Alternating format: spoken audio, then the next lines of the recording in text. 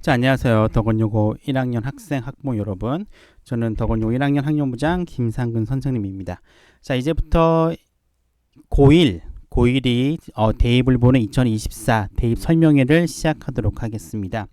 자, 저희가 한번 신입생 OT 때 한번 전반적인 상황을 말씀드린 적이 있을 겁니다. 그때랑 크게 변한 건 없다라고 보시면 돼요. 크게 변한 건 없고요. 고1이 해야 되는 부분들은 기본적으로 내신 관리 열심히 해야 되고요.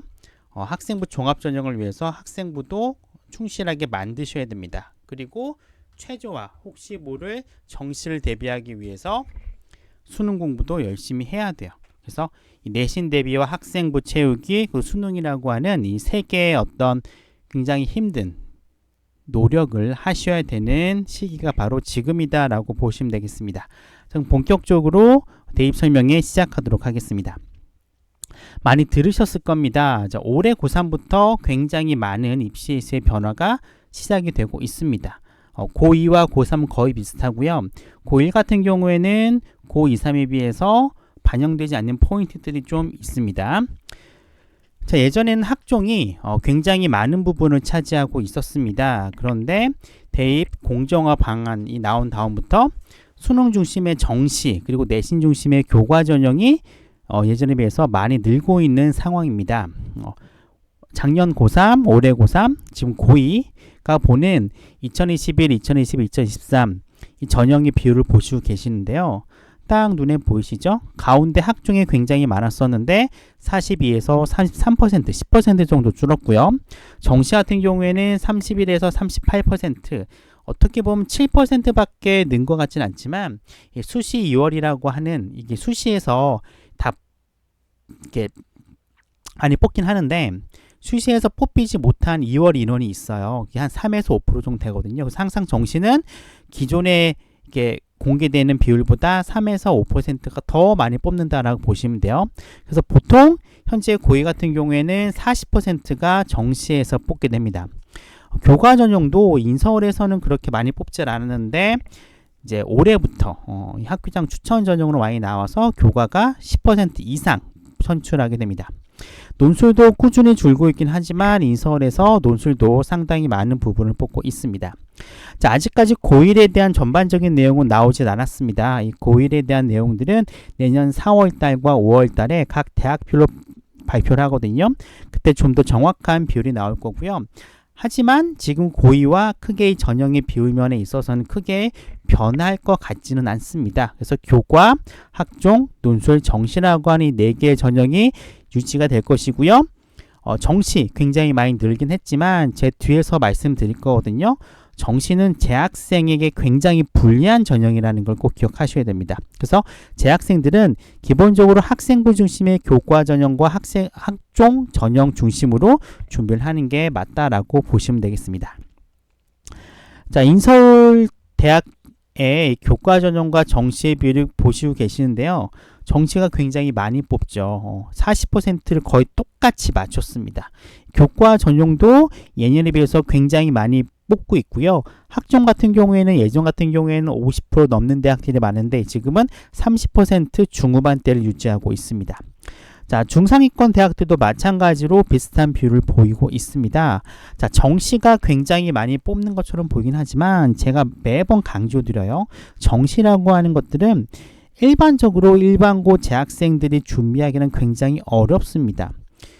특히 뭐 특목고라던가 자사고라던가 목동 강남권 학생들도 정시를 굉장히 많이 붙죠. 하지만 정시에서 합격한 학생들 한 50% 이상은 그 다음에 반수 혹은 재수를 결정하게 됩니다.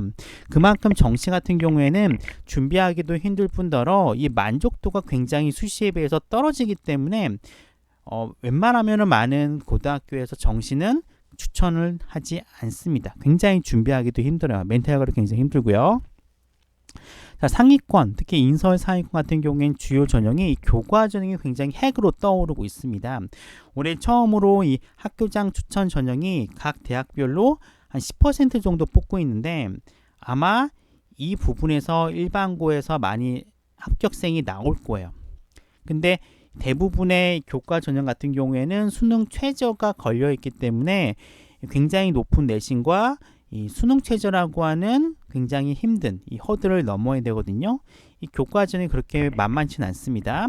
그리고 학종 전형 예전에 비해서 굉장히 많이 줄어들긴 했습니다. 하지만 그럼에도 불구하고 일반고 재학생들한테는 학종이라고 하는 건 여전히 매력적인 선택지다라고 말씀드리고 싶고요. 이 수능 최저 비율이 보시면 아시겠지만 수시에서 굉장히 많은 부분을 차지하고 있습니다. 학종 같은 경우에는 이 아주 최상위권 대학 몇 개 빼고는 수능 최저를 걸고 있질 않습니다. 그래서 학종 같은 경우에는 일반고 재학생들이 준비하기 굉장히 좋죠. 그에 비해서 교과 같은 경우에는 이 내신을 중심으로 뽑긴 하지만 항상 그 밑에는 이 굉장히 높은 수준의 수능 최저가 걸려있기 때문에 수능 준비를 하지 않으면 좀 합격하기가 힘들고요.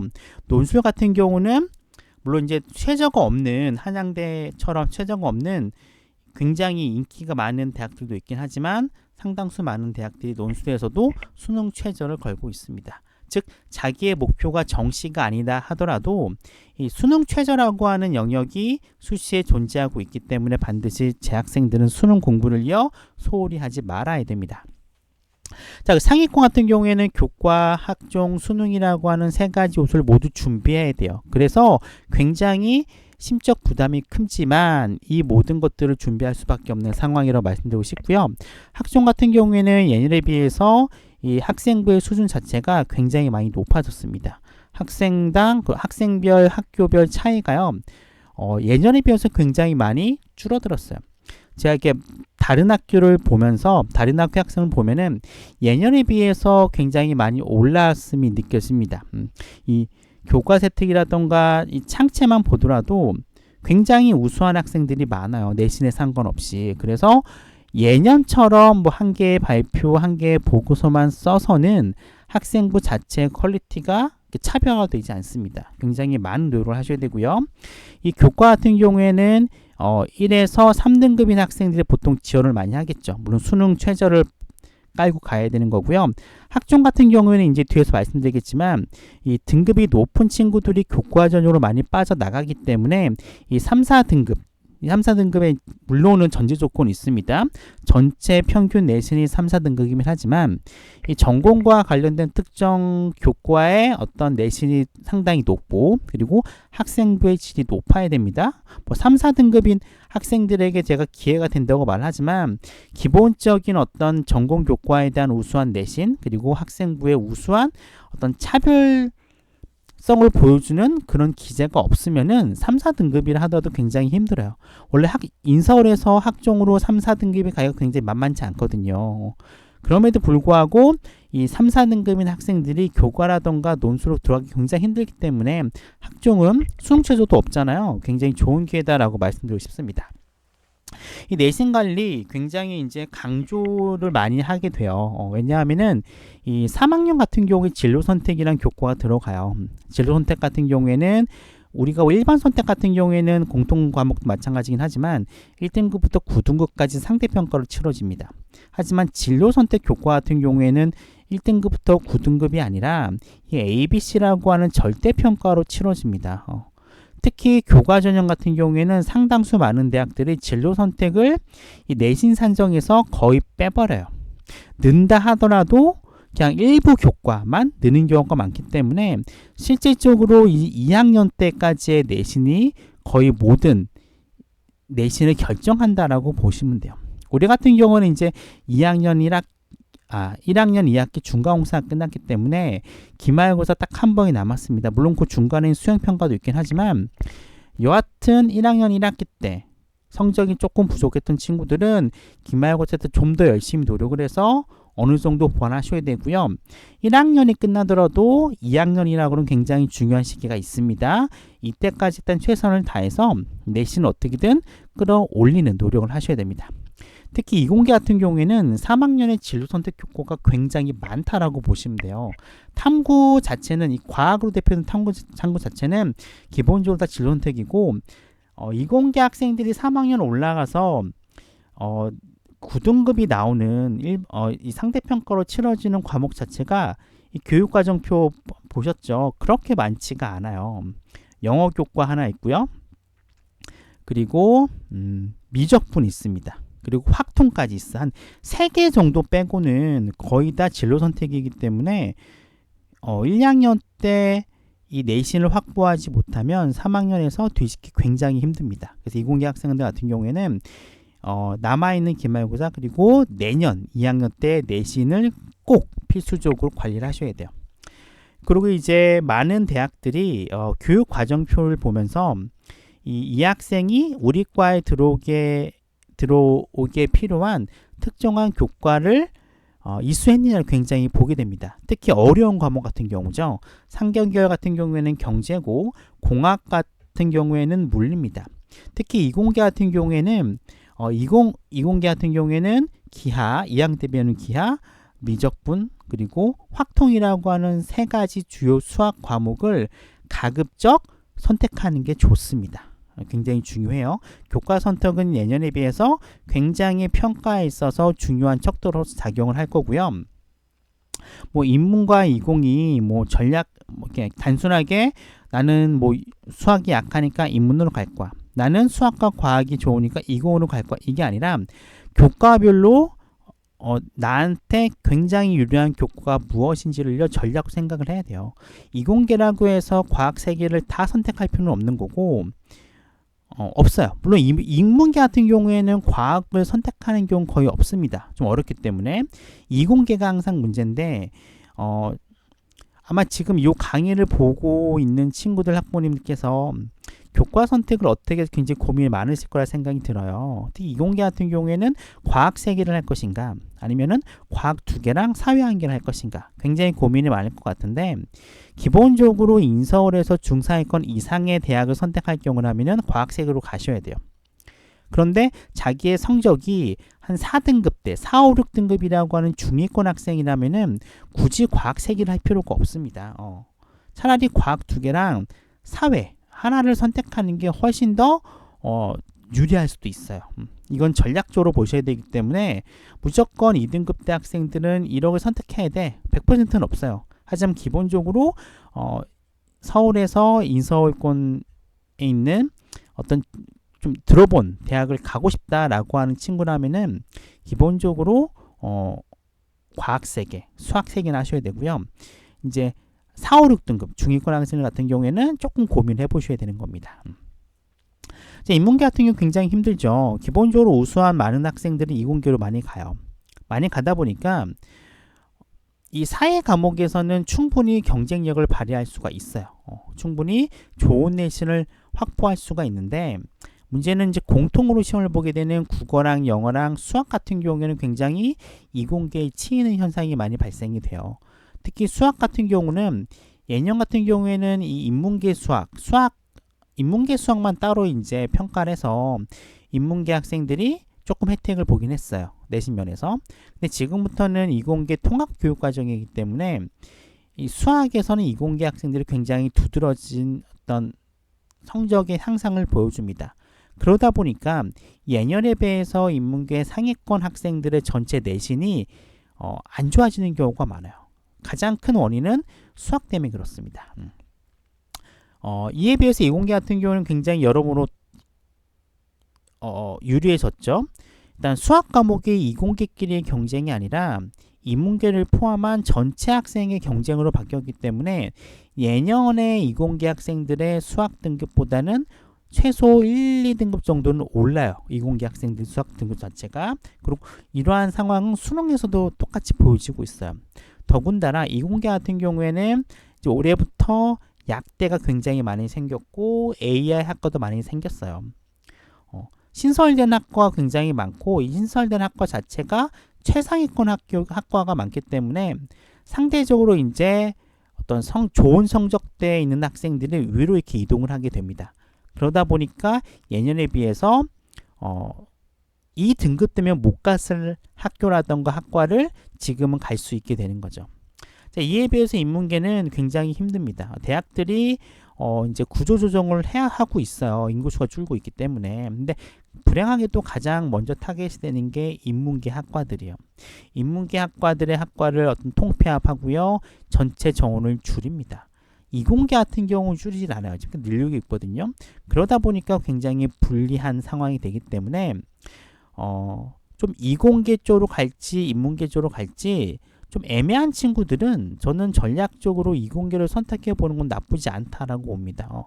물론 나의 최종 목표가 인문계를 하더라도 내가 충분히 수학과 과학에서 어느 정도 성과를 볼 수 있다는 생각이 들면은 이공계로 간 다음에 인문계로 교차전해도 되거든요. 이런 방법도 있기 때문에 조금 고민해 보실 필요가 있습니다. 자, 학교장 추천에 대해서 굉장히 궁금한 점이 많으신 것 같아요. 일단 뭐 올해도 그렇고 이제 내년도 고2 같은 경우에는 6,000명 정도를 학교장 추천. 뭐 대부분의 이제 전형 자체가 교과로 운영이 되긴 합니다. 당연히 상위권 학생들 같은 경우에는 당연히 이 교과 전형을 제일 순위로 생각을 해봐야 돼요.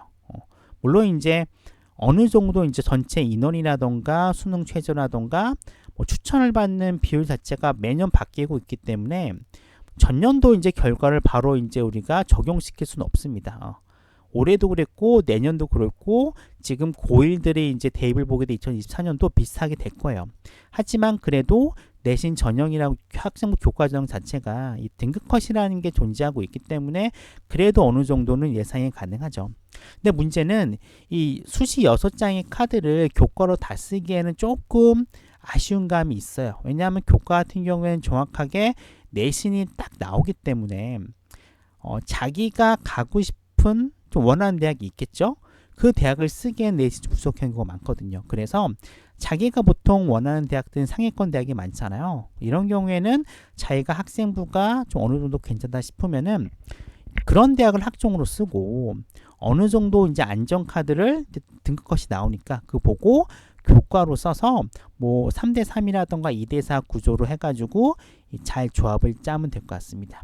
특히 이제 학교장 추천 같은 경우 조심할 게 뭐냐면은 등급만 보시면 안 되는 거죠. 내가 이 학교가 요구하는 수능 최저를 받을 수 있는지를 꼭 생각을 하셔야 되는데 절대로 고1, 고2 이 등급 가지고 판단하시면 안 돼요.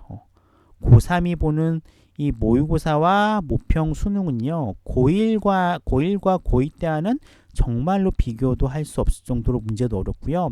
재수생이라고 하는 정말 막강한 수능 역량을 갖고 있는 상위권이 들어오기 때문에 등급이 많이 밀리게 됩니다. 이런 것도 좀 고려를 하셔야 돼요. 자, 작년 올해죠. 올해 고3에 비해서 이제 내년 고2들이 보는 2023 이제 전형을 보면 아시겠지만 대부분의 대학들이 수능 체제를 조금 낮추는 경향이 있어요. 특히 이제 인문계 같은 경우가 수학 때문에 낮추는 경우가 더 많아지고 있고요. 이러한 추세는 아마 결과를 분석하겠죠, 대학들이. 만약에 인문계의 어떤 학력 저하가 더 심하다라고 생각이 들면은 대학들은 아마 이것보다 조금은 인문계의 어떤 수능 최저를 낮출 수도 있습니다. 이거는 내년에 가봐야 돼요. 물론 수능 최저가 없는 대학도 있긴 합니다. 연세대, 한양대, 이화여대 같은 경우에는 학교장 추천 전형임에도 불구하고 수능 최저가 없어요. 수능 최저가 없다는 얘기는 뭡니까? 면접이라고 하는 어떤 연세대 같은 경우 면접을 집어넣었어요. 그리고 내신의 어떤 우수성이 정말로 엄청난 아이들이 들어오는 거죠. 1.1대, 1.2대까지인 학생들이 수능 최저가 없는 대학에 합격을 하기 때문에 극강의 내신이 있는 학생들 같은 경우에는 뭐 이런 대학에 한번 도전해 보는 것도 나쁘진 않습니다. 자, 내신 반영 같은 경우에는 보통 이제 국영수를 기본으로 깔고요. 인문계 같은 경우에는 사회 과목을 반영하고요. 이공계 과목 같은 경우에는 과학을 반영을 합니다. 그래서 인문계는 국영수사, 그리고 이공계는 국영수과를 반영을 해요. 물론 서울대 같은 경우는 이제 학종이기 때문에 전 과목을 보기도 합니다. 참고로 이제 내신 전형이라서 그런 거예요. 학생부 교과 전형이기 때문에 내신을 교과별로 이렇게 하기도 하고, 이제 문제는 진로 선택이요. 3학년 때 배우게 될 만만치 않은 수의 진로 선택 교과의 반영 방법이 대학마다 엄청나게 다릅니다. 왜냐하면은 일반적인 공통과 1번 교과 같은 경우에는 9등급이 나오잖아요. 때 진로 선택 같은 경우에는 이 ABC 절대평가가 나오기 때문에 직접적인 대입이 불가능하거든요. 그래서 대학마다 진로 선택의 교과를 반영 방법이 달라요. 어떤 대학은 A를 1 주고 B를 2 주고 C를 3 주는 대학도 있고, 고대 같은 경우는 굉장히 복잡한 수식을 사용을 해서 등급을 뽑아내게 됩니다. 어떤 학교 같은 경우에는 모든 진로 선택을 반영하는 게 아니라 뭐 두세 개만 반영하는 대학도 있고, 어떤 대학교는 아예 반영하지 않는 대학들도 있어요. 또 어떤 대학교는 보통 학교장 추천 전형 자체가 거의 내신 100, 내신 100에다가 수능 최저를 깔아요. 아니면 여기다 면접을 집어넣는데, 내년부터 이제 경희대와 동국대, 서울대 지금도 그렇죠. 이 대학들이 교과 전형임에도 불구하고 학종처럼 정성평가를 집어넣습니다. 즉 교과사택을 가지고 평가하겠다라고 이미 선언을 했어요. 물론 이유는 다양하겠지만 가장 큰 원인은 진로선택 때문에 그래요. 정말로 만만치 않은 수의 진로선택 교과가 A, B, C로 나오는 바람에 제가 아까 말씀드렸잖아요. 고1, 2 때 내신이 거의 결정돼 버려요. 근데 대학 입장에서는 고1, 2는 너무 멀잖아요. 먼 과거란 말이에요. 대학 입장에서는 가장 최근의 역량은 고3의 성적인데, 고3의 성적이 내신에 반영하기 힘든 진로 선택 교과가 대다수이기 때문에, 특히 이공계 같은 굉장히 심하거든요. 이러기 때문에 굉장히 많은 고민을 하고 있습니다. 그래서 올해도 다를 거고 내년도 다를 거고 이제 내후년도 이 진로 선택 교과 반영도 다를 거고, 이 학교장 추천 전형에서 정성평가의 어떤 반영도도 굉장히 다를 거라 생각이 들어요. 그리고 면접 보는 대학들도 생각보다 많이 늘어날 가능성도 많습니다. 학교장 추천이라 무조건 교과 100인 건 아니에요. 꼭 기억하셔야 돼요. 그리고 대학별 추천 인원도 지금 이게 엄청나게 지금 문제가 많아요. 이 학교장 추천 전형 자네가 올해 갑자기 늘었기 때문에 많은 대학들이 별 생각 없이 뽑고 있거든요. 근데 문제점이 굉장히 많기 때문에 아마 많은 대학들이 굉장히 수정을 많이 할 겁니다. 그래서 올해와 내년과 내후년에 이 대학별 추천 인원 제한이라던가 비율이 굉장히 많은 변화가 있을 것 같아요. 그리고 이 교과 전형 자체가 컷이 나오잖아요. 컷도 있고 수능제가 굉장히 세기 때문에 경쟁률 자체가 그렇게 많이 높진 않아요. 올해 같은 경우는 굉장히 높았어요.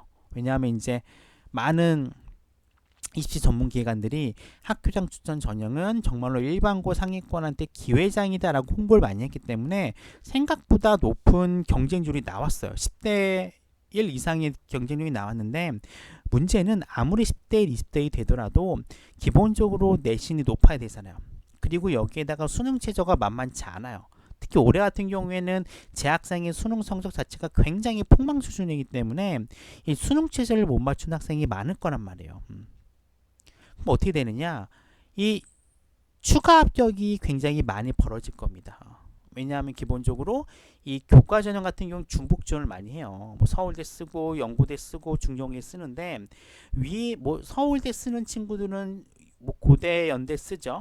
고대 연대 쓰는 친구들은 서강대, 뭐 성균관대, 한양대 씁니다. 다 겹치거든요. 그럼 붙어버리는 순간 밑에 대학들이 다 올라가 버려요. 합격자들이 다 윗대학으로 가버리겠죠. 그럼 당연히 여기가 비기 때문에 계속 충원을 해요. 그래서 기본적으로 서강대나 성균관대 같은 경우에는 작년에도 거의 200%, 300% 돌았거든요. 충원율이 굉장히 높아요. 그래서 이 학교장 추천 전형 같은 경우에는 어느 정도 안정성이 확보가 되죠. 예측 가능성이 높기 때문에.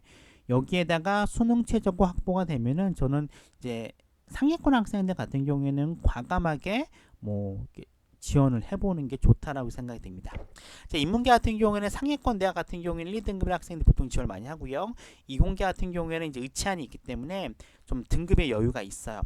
그렇다고 해서 3, 4등급 친구들이 학생부 교과 전형을 못 쓰는 건 아니거든요. 이 대학에 보시면 아시겠지만 이 교과를 반영하는 방법이 다르다라고 했어요. 그렇죠? 다르기 때문에 자기가 원래 알고 있었던 내신보다 훨씬 더 높아질 수도 있고요. 또 수능 최저가 높은 교과 같은 경우에는 충분히 낮은 어떤 등급들도 합격할 가능성이 높은 대학들도 많습니다. 그래서 실질적으로는 학교장 추천 전형에서 3등급까지 쓴다라고 보시면 돼요. 인문계 같은 경우는. 이공계 같은 경우는 4등급도 씁니다. 쓰고 붙을 수도 있어요. 너무 최저를 못 맞추면은 수능 최저를 맞춘 친구들한테 우선권이 가기 때문에 이런 기회장이 되기도 합니다. 자, 학종 같은 경우는 많이 들으셨을 까 생각이 들어요. 물론 이제 워낙 이제 언론에서 두들겨 맞아서 학종이 굉장히 나쁜 녀석이 되고 결과적으로 그 비중 자체가 줄어들긴 했지만 일반고 입장에서는 학종은 굉장히 고마운 전형이에요. 이 수능만 보면은 일반고 학생들이 소위 얘기하는 좋은 대학교에 가기가 힘들어요. 그런데 학종 같은 경우에는 수능만 보는 게 아니라 내신만 보는 게 아니라 학생들의 성실도라던가 탐구 역량도 같이 보기 때문에 그만큼 이제 일반고 학생들한테 기회가 많이 가는 거예요. 그래서 많은 선생님들이 가급적 일단 1순위로는 학종 전형을 고려해 가면서 아이들에게 상담도 하고 그 여파로 아이들도 학종을 준비하는 겁니다. 자, 제가 말씀드렸어요. 앞에서. 학종에서 내신도 중요하고 학생부의 질도 중요한데 여기다가 추가되는 게 이제 교과 선택이 굉장히 중요해요. 전공과 연관 있는 교과인데 어렵다는 이유만으로 선택하지 않아요. 혹은 내신 때문에 선택하지 않습니다. 내신 따위 쉬운 과목으로 간다는 거예요. 이걸 대학들은 알 수 있다는 거죠. 그래서 학종을 만약에 생각하는 친구라면은 내신 관리해야 됩니다. 하지만 그럼에도 불구하고 전공과 관련된 어려운 과목도 선택하셔야 돼요. 이거 다 종합적으로 봅니다. 자, 수시 같은 경우에는 3학년 1학기 것까지 반영되기 때문에 총 5학기간의 성적과 학생부가 들어가요. 굉장히 길죠. 2년 반이라는 시간이기 때문에 꾸준해야 됩니다. 꾸준하고 해를 거듭될수록 학기가 올라갈수록 자신의 성장하는 모습, 업그레이드 되는 모습을 보여줘야 돼요. 학종임에도 불구하고 가장 기본적인 역량은 내신입니다. 내신 중요해요. 내신 중요하고요. 하지만 그럼에도 불구하고 내신이 100% 반영되지는 않습니다. 내신 100%로 반영되는 교과 전형을 쓰겠죠. 내신이 일단 기본적으로 중요하긴 하지만 내신도 좋아야 되고 전공 교과의 어떤 내신도 좋아야 되고 교과 세특과 창치에 들어가는 학생부의 어떤 기록도 좋아야 돼요. 지금 화면 보시면 이 어디가라고 하는 이 사이트가 있거든요. 어디가에 보면 각 대학들이 전년도 이제 결과를 많이 공개를 합니다. 무조건 이제 합격 컷은 공개하진 않고요. 보통 이제 50% 컷이라던가 70% 컷을 공개를 해요. 이 50% 컷이라고 하는 것은 합격과 전체의 이제 50한 중간 정도 되는 그 아이의 성적이고요. 70% 같은 경우에는 이제 밑에서 이제 30% 정도에 해당되는 그 아이들의 점수를 나타내는 겁니다. 근데 학종 같은 경우에는 그러니까 교과 전형 같은 경우에는 70% 컷을 보통 참고를 많이 해요. 근데 학생부 종합 전형 같은 경우에는 70% 컷은 보시면 안 돼요. 학생부 종합 전형은 일반고 학생만 붙는 건 아니거든요. 이 교과 전형 같은 경우는 대부분이 일반고 학생들이 합격을 해요. 그래서 70% 컷 이 평균 자체가 굉장히 유의미한 자료가 되는데 학종 같은 경우는 아시겠지만 일반고 학생들도 붙긴 하지만 자사고라든가 특목고 아이들도 많이 붙어요. 당연히 일반고 학생들의 내신에 비해서 자사고라든가 특목고 학생의 내신이 안 좋겠죠. 그래서 학종에 있어서는 70% 컷은 보시면 절대로 안 됩니다. 70% 봤더니 중앙대인데 막 3점대도 붙네? 이렇게 보시면 안 돼요. 여기는 특목고에 안 좋은 등급이 포함되기 때문에 그런 거고요. 보통 학종에서는 50% 컷을 보시면 돼요. 50% 컷이 내 아이가 이 50%에 해당되는 내신에 걸쳐 있으면은 우리 아이는 최소한 내신에 있어서는 손해는 보지 않겠구나라는 마음을 가지고 이 자료를 보시면 되는 겁니다. 이 점수가 보면 이제 서울대 같은 경우 2.1이잖아요. 뭐 재작년에 2.1, 2.11인데 1.0이 떨어질 수도 있어요. 왜냐하면은 이 학종에서 내신을 보실 때는 교과는 컷이 있잖아요. 이 아래로는 탈락이고 이 점수면 합격인 건데 학종은 그런 건 없어요. 학종은 점수로 짜르는 게 아니에요. 합격한 학생들의 내신을 모아서 평균을 낸 겁니다. 이 컷이 될 수는 없는 거죠. 어쩌다 보니까 이런 컷이 된 거고 학종 같은 경우에는 아무리 내신이 좋아도 학생부의 질이 떨어지면 탈락을 해요. 그러니까 1.0인 학생이 떨어지고 1.5인 학생들이 서울대에 붙는 이유가 이런 겁니다. 경희대 같은 경우도 1.0이 떨어지고 3점대가 붙는 경우가 많거든요. 그 경우 같은 경우는 마찬가지로 학생부가 굉장히 좋아서 그런 거예요. 지금 보시는 게 경희대 겁니다. 경희대 보시면 이 검정색 동그라미가 이제 합격자의 내신대인데, 물론 이제 좋은 내신대인 학생들이 합격이 많이 했겠죠. 하지만 3등급 때도 많아요. 경희대 같은 경우는. 하지만 4, 5, 6등 같은 경우에는 일반고가 아니겠죠. 경희대 같은 경우는 3등급을 마지노선이라고 보시면 돼요. 일반고에서는 3등급 밖으로는 일반고 학생이 아니에요. 이 학생들은 자사고나 특목 학생입니다. 이걸 잘 보셔야 돼요.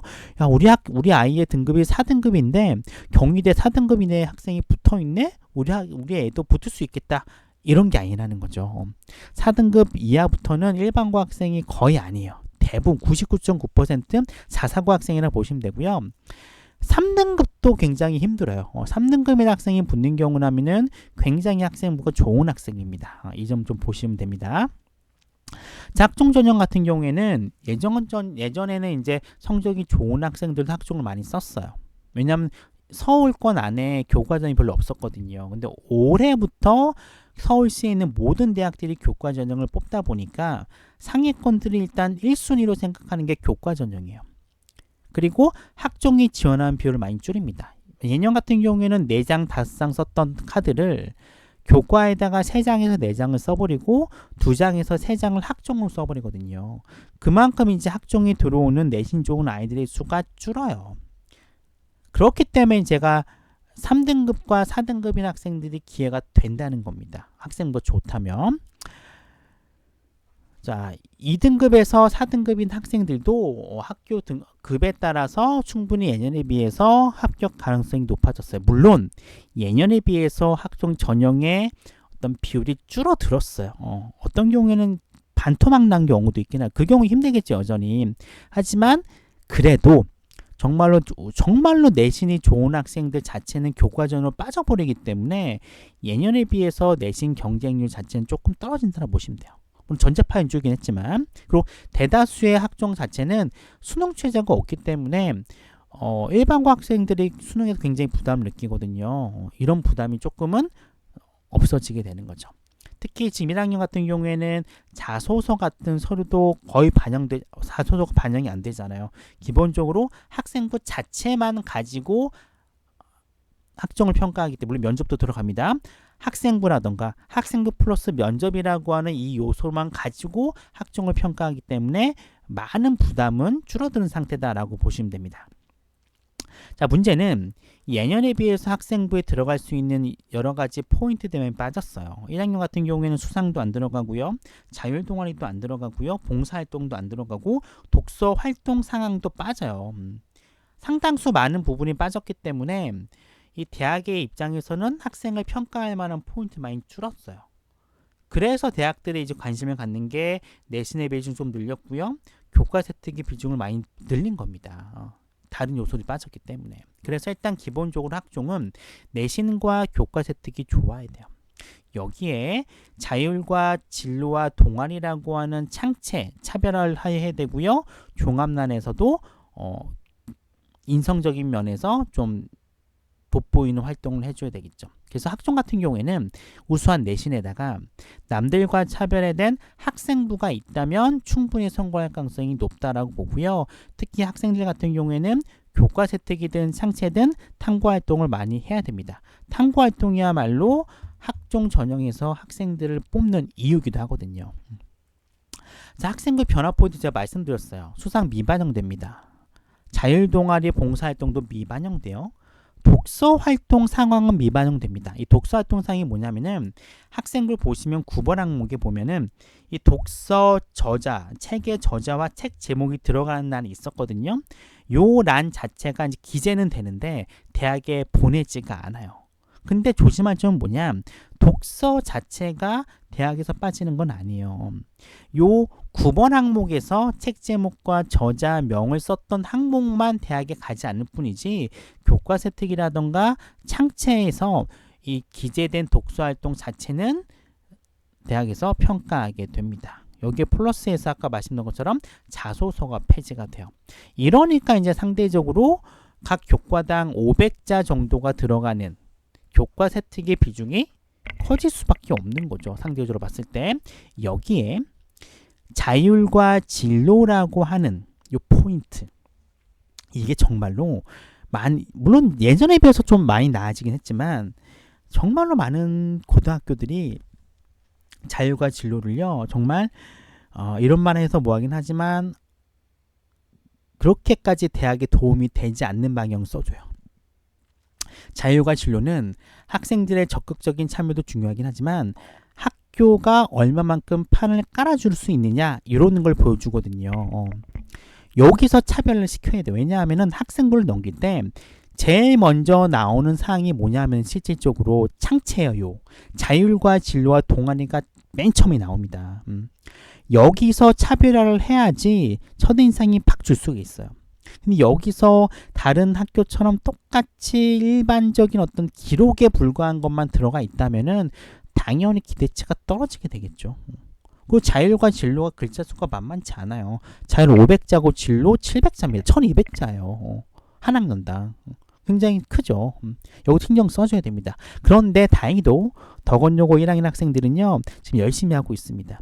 학년에서 만들어준 여러 가지 이제 학년 특색 프로그램 참여 열심히 하고 있고요. 학교에서 만들어준 진로 활동에 굉장히 많은 참여를 하고 있기 때문에 저는 단언컨대 우리 덕원여고 1학년 학생의 자율활동과 진로활동은 주변 학교보다 저는 월등히 좋은 내용이 기재가 되고 있다라고 감히 말씀드리고 싶습니다. 굉장히 차별화 포인트가 되고 있어요. 종합난 같은 경우는 이제 선생님들이 보통 이제 인성 부분을 평가를 해주시는데 요것도 저희 학교 이제 선생님들이 굉장히 잘 써주시는 포인트가 있기 때문에 굉장히 좋다라고 말씀드리고 싶습니다.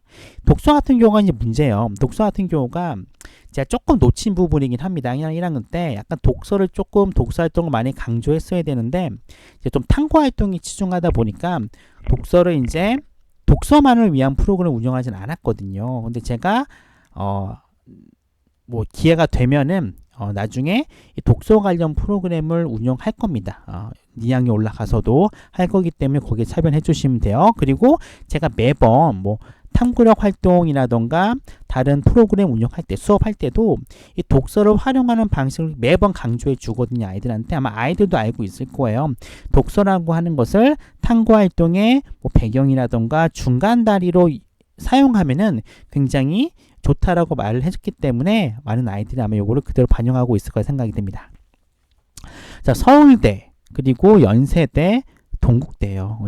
제가 빨리 돌리긴 했는데 뭐 나중에 돌려보시면 하긴 하는데 결국 서울대건 연세대건 동국대건 인서울의 좋은 대학들이 말하고자 하는 바가 뭐냐면은 교과 세특 안에는 탐구 역량이 반드시 들어가야 된다는 겁니다.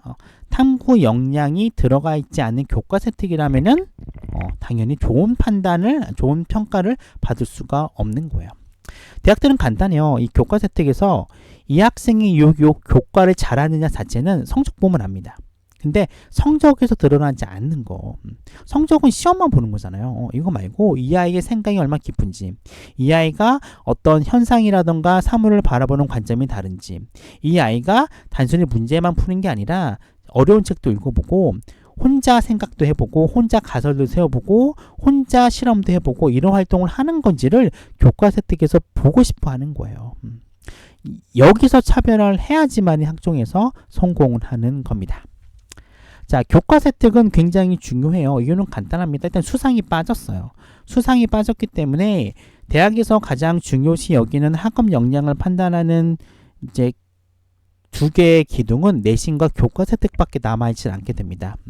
더군다나 이제 교육과정 자체가 예년처럼 수업 시간에 수업만 하는 게 아니라 다양한 활동을 하거든요. 학생들이 발표도 하고 토론도 하고 보고서 활동도 굉장히 활동도 많이 하는데 문제는 이렇게 많이 활동을 하다 보니까 웬만하면은 거의 모든 아이들이 한 번 정도는 발표가 들어가요.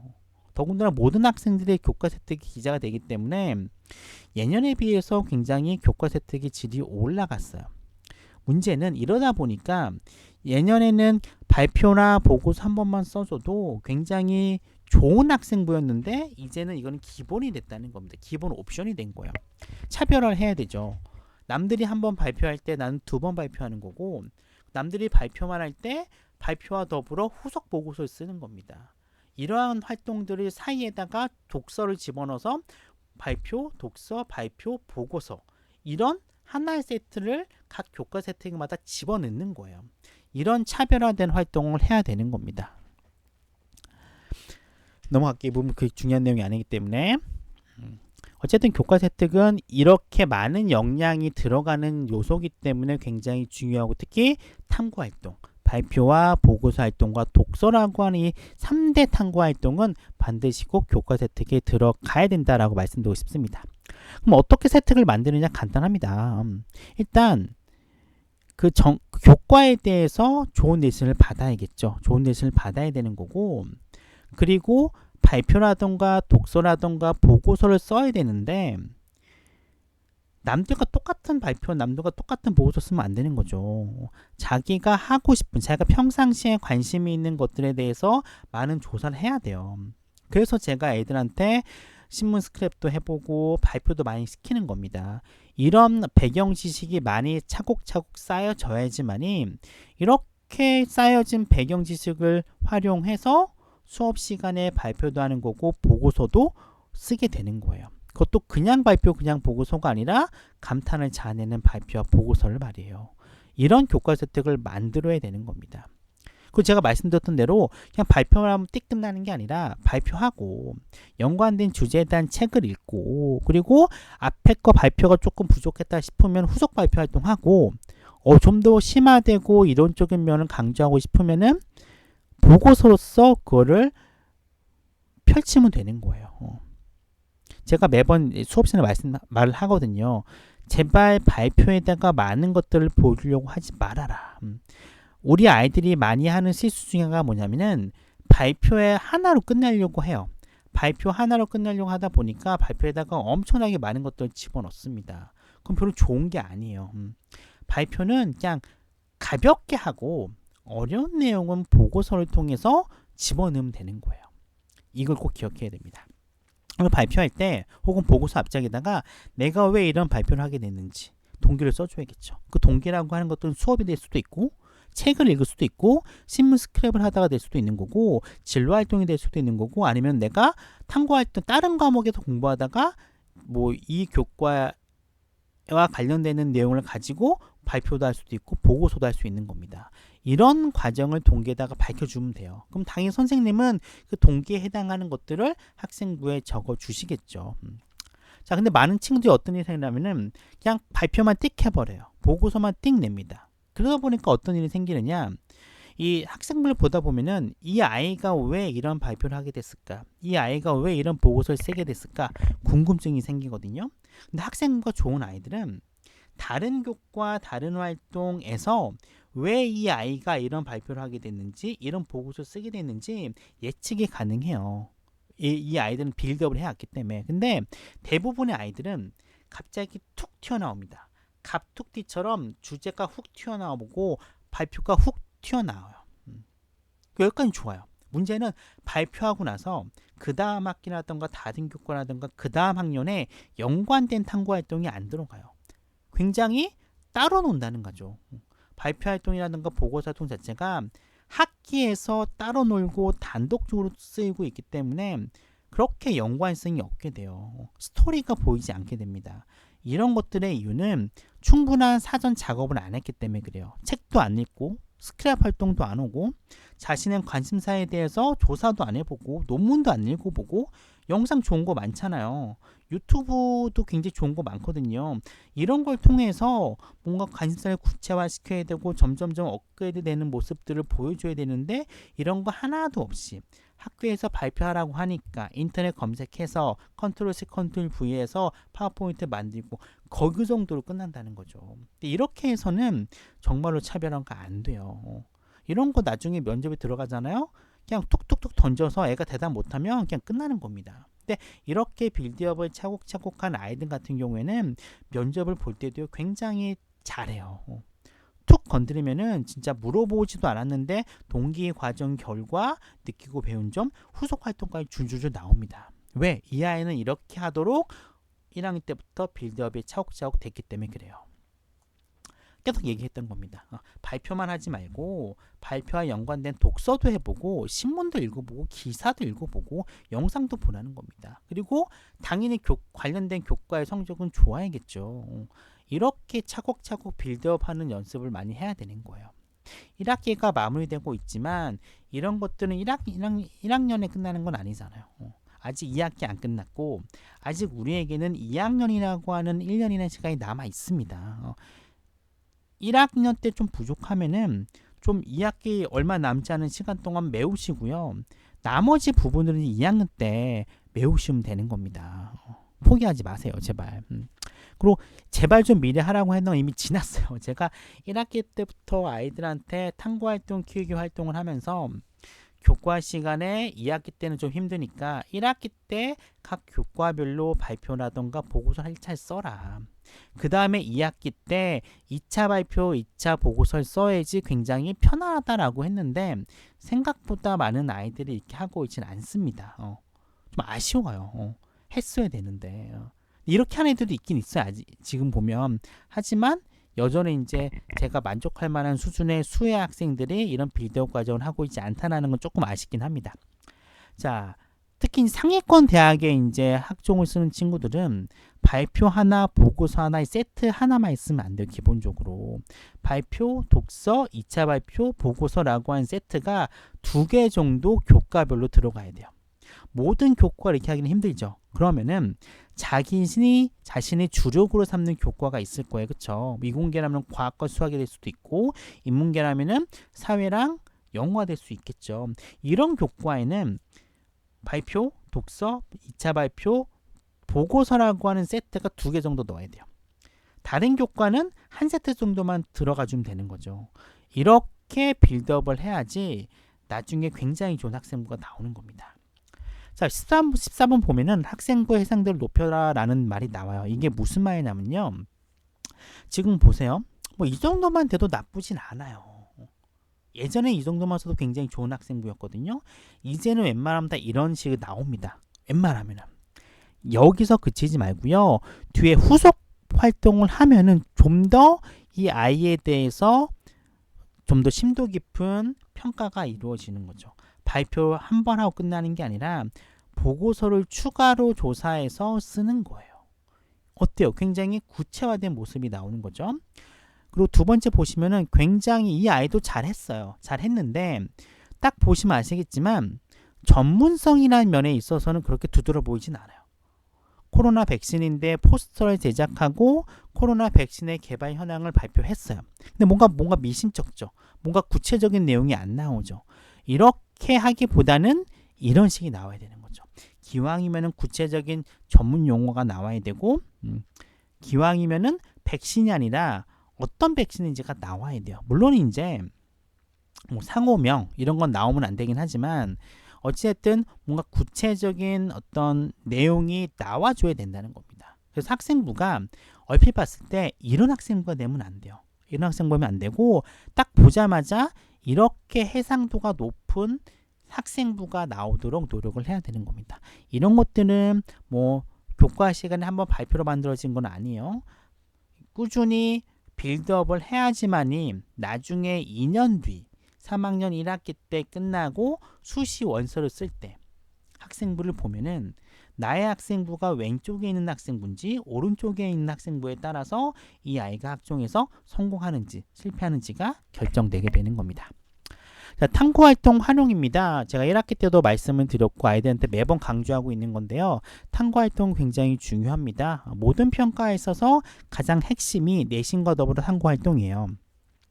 탐구활동은 계속 제가 얘기했던 거죠. 빌드업을 굉장히 중시 여긴다고요.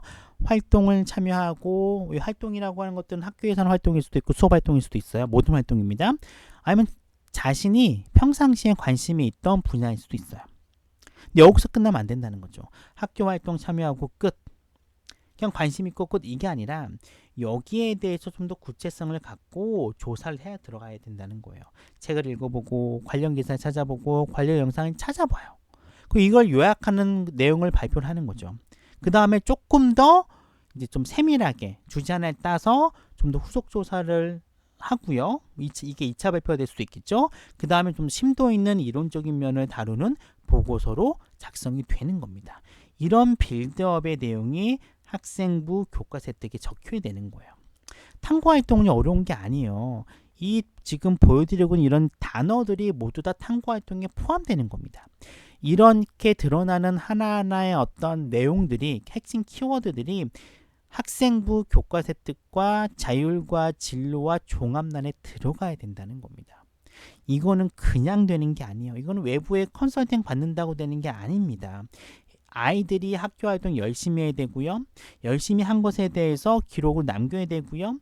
이 기록을 독서라던가 영상과 결합을 해서 좀 더 양질의 결과인 발표라던가 보고서로 탄생이 돼야 되는 거예요. 노력 없이는 좋은 교과 세특, 좋은 학생부가 나오지 않습니다. 시험 공부는 그렇게 열심히 하는 학생들이 왜 탐구 활동은 대충 하려고 하는 걸까요? 그 대충 하는 탐구 활동은 나중에 학종에서 이 아이가 최종적으로 합격을 하느냐 불합격을 하느냐를 결정할 만큼 굉장히 중요한 차이를 만들어낸다는 겁니다. 좋은 탐구 활동은 간단해요. 정말로 처음에 스타트는 정말로 굉장히 사소한 거예요. 하지만 여기에다가 자신이 가지고 있었던 기존의 배경 지식을 더해서 남들이 알지 못하는 문제 제기를 하는 거고요. 그 다음에 이거를 남의 시각이 아니라 자신만의 시각으로 해석을 해줘야 되는 거예요. 이런 내용들이 보고서와 발표에 들어가야 되는 겁니다. 그래서 제가 학기 초에 학생들이 이걸 하라고 얘기를 했어요. 2R2P를 꼭 하라고 얘기를 했습니다. 읽어보고 책일 수도 있고 기사일 수도 있어요. 아니면 보는 것도 가능하죠. 영상 같은 거. 그 다음에 조사를 해야죠. 논문 조사하고 책 조사하고 뭐 인터넷 서핑에 조사해야 되는 거예요. 그 다음에 뭐 요약을 해서 교실에다가 게시합니다. 그리고 나서 이를 좀 더 다듬어서 발표하는 거예요. 근데 마지막에 이거를 보고서로서 제출하면 되는 겁니다. 이걸 학생들이 해야 되는 거예요. 대신에 이런 활동을 할 수 있도록 덕원요고가 뒷받침을 해줘야 되는 거고요. 우리 학교의 선생님들이 뒷받침을 해줘야 되는 거죠. 프로그램을 통해서 이 아이들이 참여할 수 있도록 판을 깔고요. 선생님들은 끊임없이 우리 아이들에게 격려해주고 상담을 통해서 아이들이 좋은 방향으로 갈 수 있도록 도와줘야 되는 겁니다. 그렇게 하고 있습니다. 저희 덕원요고는요. 자, 이것도 제가 아이들한테 영상으로 보여줬습니다. 탐구력 기르기 활동에서 아이들한테 영상을 보여줬어요. PPT 만들 때 제발 깔끔하게 만들자. 글 많이 넣지 말고 사진과 도표 중심으로 PPT를 만들고 많은 내용들은 말로 표현하자라고 얘기를 했어요. 그리고 발표할 때도 항상 화면을 보지 말고 청중을 바라보면서 진짜로 스티브 잡스가 프레젠테이션 하는 것처럼 연습을 많이 해야 된다라고 얘기를 했습니다. 이렇게 연습을 해서 발표를 해야지 좋은 발표가 나오는 거예요. 그냥 A4 용지에다가 대본 써서 그대로 읽는 거는 발표가 아닙니다. 당연히 그걸 관찰하고 기자하는 선생님들도 좋은 평가를 하기 힘들어요. 그리고 제가 네이버 밴드에 올려놨었어요. 그쵸? 모든 탐구 활동은 선생님들이 보기 좋게 이렇게 요약 초록을 작성해서 같이 제출해라. 그러면 당연히 선생님들이 참고를 하신다라고 말씀드렸고요. 보고서 같은 경우에는 맨 마지막 스테이지입니다. 탐구 활동에. 사전 활동 필수예요. 갑자기 갑툭 튀어나오는 보고서 안 좋습니다. 발표 활동이 있어야 돼요. 보고서 활동 앞에 무조건 발표 활동이 있어야 되는 겁니다. 이런 게 나와야 되고 보고서는 이러한 앞에 나와 있는 모든 탐구 활동의 마지막 스테이지 역할을 하라는 거예요. 보고서 양식 제가 마찬가지로 네이버 밴드에 올려드렸습니다. 이걸 활용해서 학생들이 보고서를 써야 되는 거예요. 자, 논문 자체는 학생부에 기재되지 않지만 여기는 굉장히 훌륭한 자료가 많아요. 발표와 보고서에 기본이 되는 자료가 많기 때문에 제가 지금 보여주는 이런 것들 찾아가서 관련 자료 찾으셔야 돼요. 제가 타 밴드에서 언급했던 겁니다. 그리고 어떤 탐구 활동의 소재 찾기 힘든 친구들은 네이버 오늘 읽을 만한 글이라는 게 코너가 있거든요. 이게 보시면 아시겠지만 모든 분야별로 최신 트렌드가 반영되는 이런 사이트예요. 여기서도 탐구활동의 어떤 주제를 뽑을 수도 있습니다. 자, 자율과 진로활동에 대해서 말씀을 드릴게요. 자, 자율과 진로활동은 정말로 다른 학교 보면 기가 막힙니다. 물론 좋은 학교도 있어요. 좋은 학교도 있는데 정말로 평가적 요소가 하나도 없는 기재로 꽉 채워진 자율과 진로를 전 너무 많이 봤습니다. 우리 학교에서도 전 너무 많이 봤어요. 이런 게 굉장히 제가 아쉬웠기 때문에 우리 아이들한테 이러지 말자. 우리 아이들의 자율과 진로활동 기록은 정말로 남들 부럽지 않을 만큼 좋은 기재를 남겨야겠다라고 저는 학년부장 하기 전에 다짐을 했고요. 아마 학년 말에 우리 아이들의 자율활동과 진로활동을 보면은 전 정말로 다른 학교보다는 차별화되는 기록을 보실 수 있을 거라 생각을 해요. 아이들이 정말로 참여를 많이 활동을 했습니다. 제가 계속해서 밴드에도 올리고 탐구력 기르기 활동할 때도 계속 얘기를 해요. 수요일날 진행되는 교육을 지나치지 말자. 그 수많은 교육 중에 여러분들의 관심사와 관련이 있으면 반드시 관련된 활동을 해라. 그리고 모든 학교에서는 활동에 참여만 하는 것은 중요한 게 아니다. 참여는 중요한 게 아니에요. 참여한 다음에 참여 뒤에 이어지는 후속 활동이 없으면 단순한 참여는 정말로 그렇게 좋은 기재로 연결되진 않습니다. 참여라고 하는 건 단순하게 씨앗 뿌리기예요. 씨앗을 뿌리는 거죠. 물론 어떤 학교는 참여도 할 만한 프로그램도 없는 학교가 많아요. 근데 우리 학교는 굉장히 많잖아요. 씨앗을 뿌릴 수 있는 판이 굉장히 많다라고 하는 겁니다. 근데 중요한 건 후속 활동이에요. 후속 활동이 없으면 요건 차별화가 되죠. 왜냐? 이런 활동들은 전교생이 다 참여하는 활동이에요. 후속 활동이 없으면 이 아이가 아무리 활동을 많이 하고 아무리 참여를 많이 해도 그 기록은 다른 학생들과 똑같습니다. 차별은 후속 활동으로 해야 돼요. 제가 아까 얘기했었던 2R2P 활용하셔야 되고요. 각 학급에서 지금 진행되고 있는 학급 특색도 굉장히 좋아요. 이런 활동도 활용하시면 돼요. 이런 자율활동 아닙니다. 이런 자율활동이 아니라 이렇게 후속 활동이 있는 자율활동을 써줘야 되는 거예요. 이렇게 하고 이렇게 하고 이런 내용이 들어간 자율활동이 들어가야 되는 겁니다. 이런 활동이 아니라는 거죠. 요건 참여만 한 거잖아요. 이게 아니라 이렇게 들어가야 돼요. 극단적으로 얘기하자면은 여기 보시면 장애학생 인권교육이 있잖아요. 장애학생 인권교육에 뒤에 나오는 검은색 얘기는 빠져도 돼요. 장애학생 인권교육을 듣고 요거만 들어도 됩니다. 듣고 그 다음에 죄다 후속 활동 써줘도 돼요.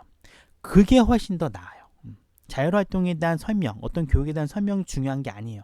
대학에서 원하는 거는 얘가 어떤 교육을 받았는지가 중요한 게 아닙니다. 이 아이가 이 교육을 듣고 나서 도대체 뭘 했느냐 이걸 평가하고자 하는 거지 이 아이가 교육에서 무엇 했는지가 중요한 게 아닙니다. 이 아이가 교육을 듣고 어떤 성장을 하고 이러한 활동이 구체적인 이 아이의 전공과 관련된 활동으로 연결됐는지를 파악하기 위해서 창체 활동을 보는 거예요. 이런 내용이 들어가야 된다는 건 빨간색으로. 이런 내용이 들어가야 되는 거예요. 그렇죠? 진로 활동 여기 참여했어요. 여기 참여해서 이러이러 활동을 했다? 중요하지 않습니다. 그건 학교가 해준 거잖아요. 학생이 한 게 아니에요.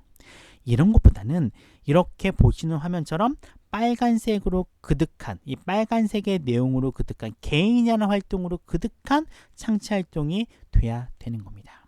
근데 우리 학교 학생들 학교에서 만든 특히 학년에서 만든 프로그램에 참여한 학생들은 거의 대부분이 빨간색 활동으로 채워질 겁니다. 애들이 굉장히 열심히 했어요. 진로활동 굉장히 참여 많이 하잖아요. 거기에 참여했다가 중요한 게 아니에요. 참여한 것도 대단합니다. 하지만 참여에 그쳐서는 안 되고요. 참여의 내용보다는 그 이후에 학생들이 개인적으로 무엇을 했는지가 굉장히 중요해요. 개인적으로 한 거 바로 뭡니까? 발표하고 보고서 활동하고 독서 활동한 거예요. 이런 내용들이 들어가야 되는 겁니다. 자, 우리 학교 1학년은 이런 활동들 지금 1학기 때 했고요. 지금도 진행하고 있습니다. 이런 활동에 참여한 학생들의 자율과 진로 활동은요. 정말로 다른 학교들에 비해서 차별화됐다라고 생각해 주시면 돼요. 자, 이제 마지막으로 다가옵니다. 자, 정시 전형. 말을 안 할 수는 없어요. 물론 제가 앞에서도 정시 전형이라고 하는 것들은 일반고 학생들을 위한 게 아니다. 특히 일반고 재학생이 아니라 재수생들을 위한 거다라고 말씀드렸습니다. 자, 물론 정시의 비중 굉장히 높습니다. 비율로만 보면은 가장 많아요. 그래서 굉장히 아쉽다는 겁니다. 비율은 굉장히 많이 늘었지만 정말 정시는 일반고 재학생을 위한 파이가 절대로 아니에요. 정시로 합격한다 하더라도 그 아이가 목표로 했었던 대학에 합격하기란 거의 드문다라는 겁니다. 이거는 일반고 학생대에 해당되는 건 아니에요. 그 목동에 있는 좋은 학교들 많잖아요. 수능 잘 보는 학교들.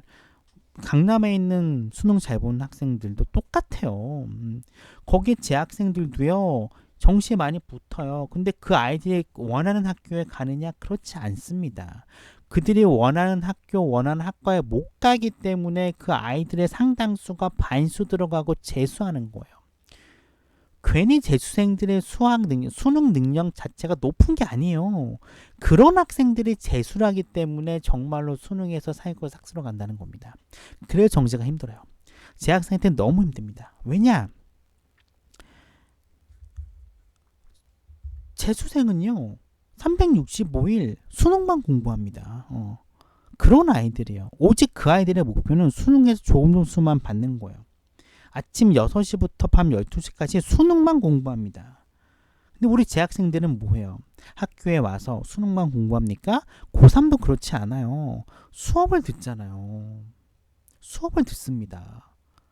수업이 예년처럼 문제풀이만 합니까? 그렇지 않아요. 고3이더라도 문제풀이만 하지 않습니다. 발표도 하고요. 수행평가도 많이 보고요. 각종 활동합니다. 수능만을 위한 시간이 그렇게 재학생들은 많지가 않아요. 특히나 고3 같은 경우에는 무슨 일이 생기냐면요.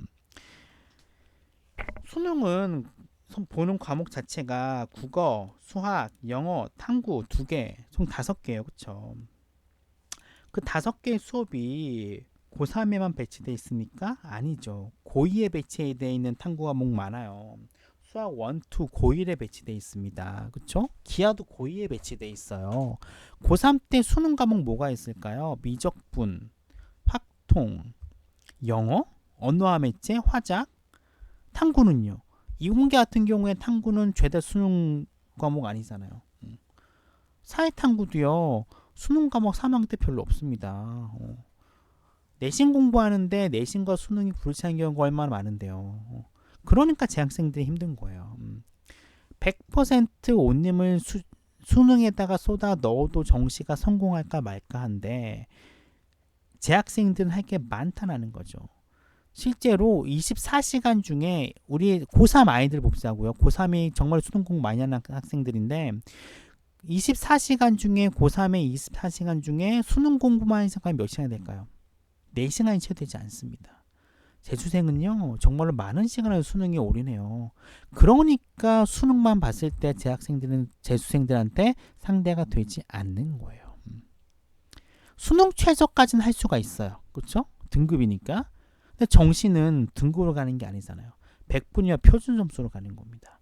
정말로 저희가 대학교에 갔던 것처럼 1점 차로 대학이 떨어지는 거예요. 그래서 정시가 힘들다는 겁니다. 그리고 지금 고1 같은 경우에는 너무 멀잖아요. 솔직히 말해서. 이 수능이라고 하는 게. 2년 뒤에요. 700일 정도 남았습니다. 그 700일 뒤에 볼 수능을 목표로 해서 정시라고 하는 이 정신적인 다짐과 노력이 쭉 이어질 수 있을까요? 힘들다니까요. 학교에서 활동이 많잖아요. 수능과 관련한 활동이 얼마나 많은데요. 그래서 재학생들이 불리한 겁니다. 정시에 성공하기 힘들어요. 그거 제가 얘기했잖아요. 정시에서 어떻게 붙었어요. 근데 그 학생들의 50%는 재수와 반수 선택해. 왜? 내가 수능 문제에서 한 개만 더 맞췄어도 학과가 바뀌고 대학이 바뀝니다. 이런 상황인데 재수에 대한 유혹이 안 빠지겠습니까? 빠져요. 그리고 보통 이제 재학생 같은 경우에는 이제 수능을 공부하더라도 전 과목을 공부하는 정시가 타겟이 아니에요. 대부분 다 수시잖아요. 수시에서도 수능 최저 영역을 맞추기 위해서 공부합니다. 그럼 어떤 일이 생겨요? 적게는 2과목, 많게는 4과목, 그렇죠? 2에서 2과목에서 4과목의 공부를 하는데 정시는 국수, 영, 탐구가 다 들어가거든요. 웬만한 대학교에서는요. 4과목, 5과목을 다 공부해야 돼요. 국영수랑 탐구 2개를요. 근데 수시는 어때요? 탐구도 2개 다 안 해도 되죠. 하나만 해도 돼요. 국영수 하나만 해도 됩니다. 2개만 하면 되는 거예요. 공부량 자체가 굉장히 차이가 많이 나는 거죠. 자, 수능 재학생과 졸업생 비율을 보세요. 이게 올해 수능 접수한 거거든요. 재학생이 36만 명이고 졸업생이 13만 명이에요. 재학생이 70%고 졸업생이 26%예요. 나머지는 검정고시거든요. 검정고시도 졸업생이랑 같이 봐야겠죠. 그러면 거의 30%가 졸업생이에요. 문제는 이 30%의 졸업생의 수능력이 재학생들보다 월등히 높다는 겁니다. 제가 어느 자료에서 가져온 건데요. 보세요. 각 등급당 재학생과 졸업생의 비율을 보세요. 거의 다 2배입니다. 1등급, 3등급 보시면 아시겠지만 거의 졸업생의 2배 정도에 대한 비율이 재학생보다 높아요. 그러니까 힘들다는 겁니다. 그래서 정시가 너무나도 힘들다는 거예요. 그럼에도 불구하고 정시 준비해야 되는 아이들이 있습니다. 수능 준비해야 되는 아이들이 많아요. 그렇죠? 정시가 아니더라도 수시에서 수능 체제를 확보하기 위해서는 수능 공부를 해야 돼요. 어떻게 해야 되느냐? 간단해요.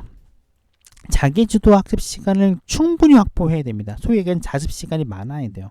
학원 공부, 강의 듣는 거, 인강 읽는 거 여기 포함되지 않습니다. 아무리 강의를 많이 듣고 학원 수업 많이 들어도 이 아이가 이걸 소화해내는 시간, 즉 자습 시간이 없으면 도루묵입니다. 그리고 멘탈이 굉장히 중요해요.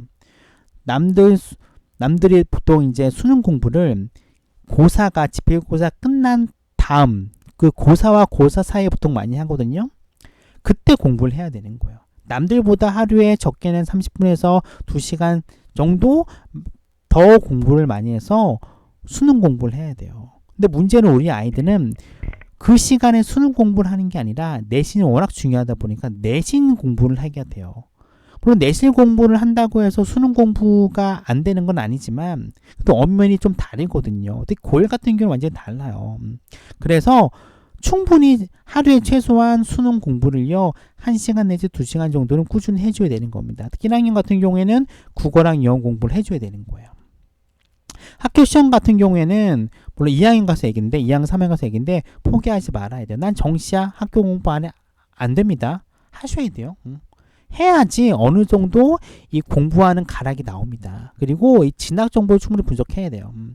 내 점수가 어디서 새는지, 내 점수를 가지고 정시에 어느 라인 대학에 갈 수 있는 건지, 그리고 내가 공부하는 방식이 어디서 잘못됐는지, 내가 갖고 있는 역량이 수시에 맞는지, 논술에 맞는지, 교과에 맞는지, 학종에 맞는지, 수능 100% 정시에 맞는지를요 고민해 보셔야 돼요. 이런 것들은 정보를 많이 가지고 분석하셔야 됩니다. 제가 밴드에 많이 올려놓잖아요. 그런 거 보시고 궁금하면은 학생들 저한테 많이 옵니다. 언제든 오세요. 학생들 선생님한테 와가지고 물어보세요. 진학 관련된 거 언제든 와가지고 선생님한테 물어보면 선생님이 무조건 가르쳐 줍니다. 선생님 최대한 활용하시기 바랍니다. 수능 공부는 간단해요. 자, 고사 공지 전까지는 수능 공부해야 돼요. 그리고 고사 공지가 나요. 중간고사, 기말고사 공지가 나는 순간부터 완벽하게 내신 공부 체제로 바뀝니다. 지필고사를 봐요. 끝난 다음부터 그 다음 고사 공지가 나오기 전까지 또 수능 공부 열심히 하셔야 됩니다. 그리고 고사 공지가 되면은 내신 공부로 가고 그 지필고사 끝나면 수능 공부를 해야 돼요. 그리고 방학이 시작되면 역시 수능 공부를 해야 되는 거죠. 이런 사이클로 계속 돌려야 돼요. 친구들은요. 이런 사이클을 하지 않으면 수능 점수가 나오지 않습니다. 수능은요 정시만 하기 위해서 공부하는 건 아니에요. 수시에서도 수능 최저가 있잖아요. 수능 최저 굉장히 중요하거든요. 그리고 혹시 모를 수시에서 만약 떨어지면 정시로 가야 될 거 아닙니까? 그러기 위해서라도 수능 공부 꼭 하셔야 됩니다. 자, 이제는 제가 이제 뭐가 질문이 있으면은 남겨달라고 말씀을 드렸어요. 그 질문 중에 몇 가지에 대해서 답변해 드리도록 하겠습니다. 자, 첫 번째 질문이에요. 자, 내신보다 모의고사 점수가 훨씬 잘 나온대요. 그러면 보통 기본적으로 내신보다 모의고사 점수가 잘 나오는 친구들은 정시로 바로 가는 게 아니에요. 이 친구들은 수시에서 수능 최저가 있는 전형에 우선적으로 준비를 해야 되는 겁니다. 그 다음에 이제 그게 결과가 안 좋으면 정시로 가는 거죠. 이렇게 따야 돼요. 내신보다 모의고사 점수가 무조건 높다고 난 수시 안 해, 정시 올이냐, 이렇게 맞으면 안 돼요. 정시 올인 또 못합니다. 멘탈이 굉장히 강해야 돼요. 강해야 되기 때문에 일단은 내신보다 모의고사 점수가 좋다 하더라도 일단 첫 번째 목표는 수능 최저가 있는 수시 전형에 지원하는 거. 그 다음에 두 번째 목표가 정시 준비하는 겁니다. 수능 준비 어떤 거예요? 기본적으로 1학년 같은 경우에는 국어 비문학, 영어 같은 거 어느 정도 선까지 맞춰줘야 돼요. 특히 국어 비문학과 영어 같은 경우에는 2학년 때까지는 어느 정도 결과가 나와줘야 됩니다. 3학년 때 가서는 굉장히 할 게 많거든요. 일단 비문학이 3학년 때까지 이게 어느 정도 선까지 오지 않으면 점수가 안 올라요. 더군다나 국어는 상대평가잖아요. 영어 같은 경우는 절대평가임에도 불구하고 많은 아이들이 영어를 그렇게까지 많이 공부를 안 합니다. 그러다 보니까 자기의 수능 최저를 영어로 활용해야 되는데 이 절대평가인 영어를 활용을 못해요. 영어 공부를 안 해서. 그래서 1, 2학년 때까지는 어느 정도 국어 비문학과 영어는 고3 수준까지는 맞춰주는 선까지 준비를 해야 돼요. 꼭 명심하셔야 됩니다. 그리고 탐구 같은 경우는 이제 1학년이 겨울방학이 끝나잖아요. 1학년 2학기가 끝나면은 겨울방학 때 우리가 이제 2학년 때 탐구음악을 배우잖아요. 사회든 과학이든. 한 2과목 정도는 선행을 좀 할 필요가 있어요. 이게 이제 수능 과목과 직결되기 때문에 또 내용이 훨씬 어렵거든요. 해주시고 수원 정도도 어느 정도도 공부하셔야 됩니다. 이 정도 하셔야 돼요. 둘 다 수능 과목이기 때문에. 중간 기말 1학기, 2학기 성적합산 어떻게 되나요? 이게 일단 기본적으로 과목마다 다릅니다. 보통 이제 지필고사만 있는 과목 같은 경우에는 이제 똑같이 50대 50으로 나뉘겠죠. 근데 수행평가가 있으면 비율이 있거든요. 만약에 중간고사 30, 수행평가 40, 기말고사 30이라면은 그 비율에 맞게 점수가 변환이 돼서 들어가요. 그리고 이제 1학년 같은 경우에는 1학기, 2학기는 별개 등급이 나오는 거잖아요. 그렇죠? 1학기는 벌써 나왔습니다. 2학기 성적은 우리가 중간고사 봤어요. 이제 수행평가 보기 시작하죠. 또 기말고사 봅니다. 이 세 가지 또 합쳐서 성적 합산이 이루어지게 됩니다.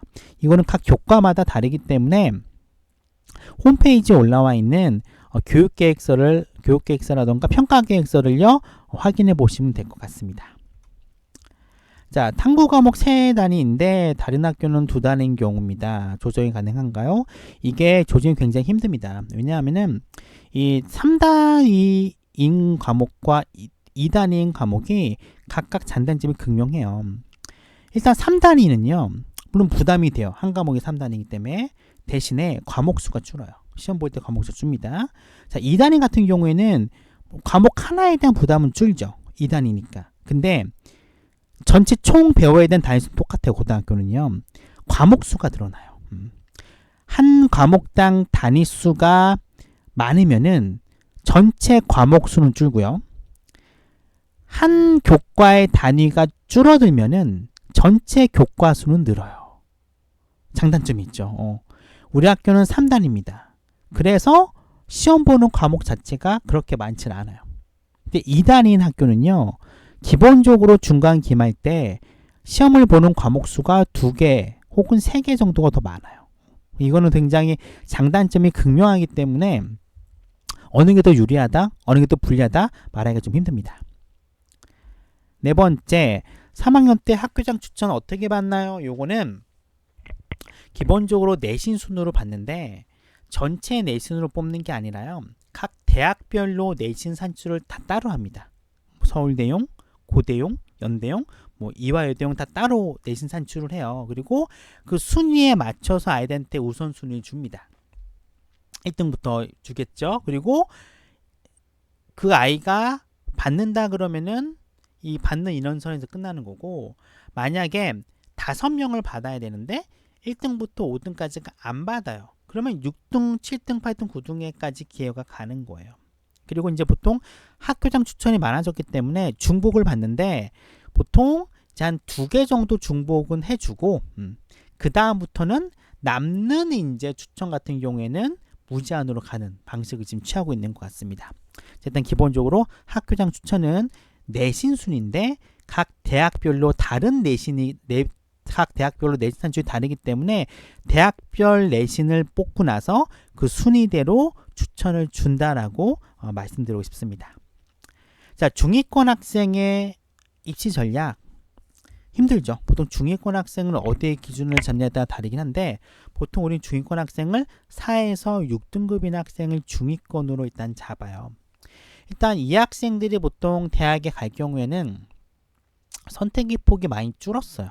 지금 같은 경우에는 예전에는 적성이라고 하는 시험을 봤는데 지금 적성이 폐지됐죠. 그래서 보통 4에서 6등급인 학생들이 가장 많이 쓰는 전형은 학종입니다. 기본적으로. 그 다음에 논술을 많이 쓰고요. 그리고 교과도 어느 정도 써요. 근데 결과가 그렇게 시원찮진 않죠.